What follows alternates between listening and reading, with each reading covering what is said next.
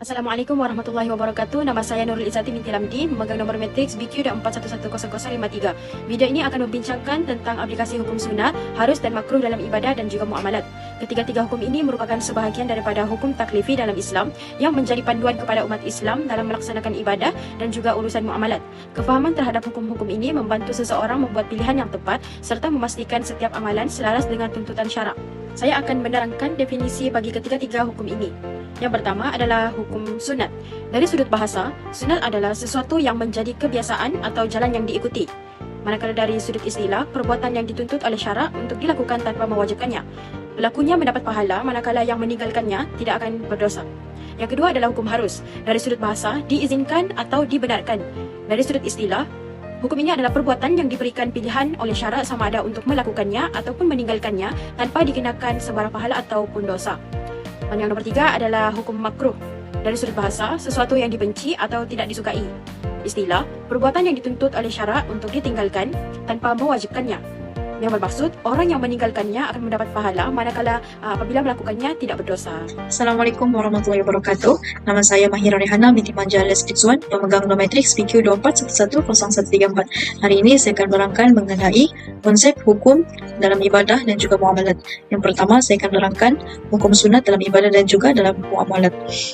Dalam ibadah adalah sunat kita melakukan solat-solat rawatib, solat tahajud dan duha, puasa sunat Isnin dan Kamis, dan juga membaca Al-Quran dan berzikir. Ini adalah merupakan contoh-contoh perkara sunat dalam ibadah. Seterusnya, contoh-contoh perkara sunat dalam muamalat ialah bersedekah kepada golongan memerlukan, memberi kelonggaran kepada penghutang yang menghadapi kesukaran, membantu orang lain dalam urusan kehidupan. Seterusnya, harus adalah dalam ibadah, contoh-contohnya ialah memilih jenis pakaian yang menutup aurat, memilih makanan dan minuman yang halal, memilih tempat yang sesuai untuk beribadah.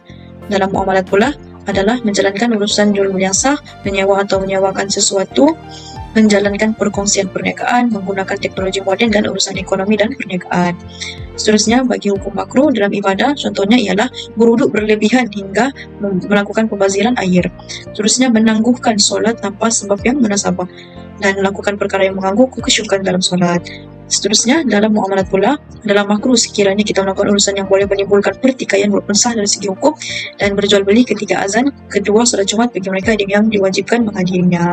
Assalamualaikum warahmatullahi wabarakatuh. Nama saya Mahazwani binti Muhammad Taufik, nombor matriks BQ21100142.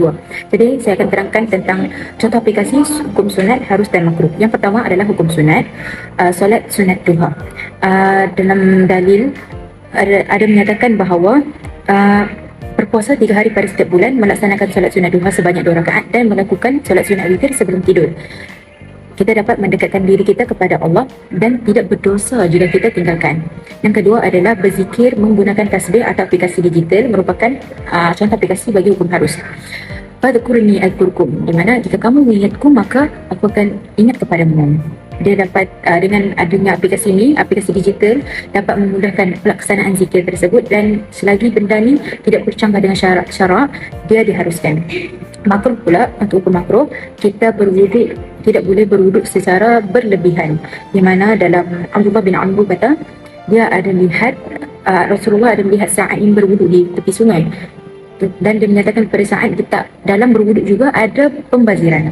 Okey, pembaziran ni bukan membawa maksud kepada tak boleh ambil air wuduk melebihi 3 kali, tetapi dia membazirkan air tersebut dengan niat yang salah. Okey, sebab benda ni akan bertentangan dengan syariat Islam, di mana dalam Islam kita mengamalkan sikap kesederhanaan. Sekian, terima kasih. Para muslim disunahkan melakukan sholat sunnah duha pada waktu tersebut. Selain mendekatkan diri pada Allah dan dilancarkan rezekinya, sholat duha juga mempunyai manfaat bagi kesehatan. Assalamualaikum warahmatullahi wabarakatuh. Saya Nur Syahdan Diana Zaluddin, memegang nombor matrik BQ24110096. Seterusnya saya akan membentangkan tentang contoh aplikasi bagi hukum sunat, harus dan makruh dalam muamalat. Contoh aplikasi hukum sunat dalam muamalat ialah memberi tempoh kepada penghutang yang mengalami kesulitan untuk membayar hutang. Islam menggalakkan umatnya bersikap bertolak ansur dan menunjukkan belas kasihan terhadap mereka yang menghadapi masalah kewangan. Perkara ini berdasarkan firman Allah Subhanahu wa taala dalam surah Al-Baqarah ayat 280. Auzubillahi minasyaitonirrajim. Bismillahirrahmanirrahim. Wa an tasaddaqu khairan lakum. Dan jika kamu maksudnya, dan jika kamu menyedekahkan hutang itu atau sebahagiannya, maka itu lebih baik bagi kamu. Ayat ini menunjukkan bahawa seseorang yang memberi kelonggaran kepada penghutang atau bahkan menghalalkan sebahagian atau keseluruhan hutang akan memperolehi ganjaran yang besar di sisi Allah Subhanahu Wa Taala. Okay, seterusnya iaitu contoh aplikasi hukum harus dalam muamalat.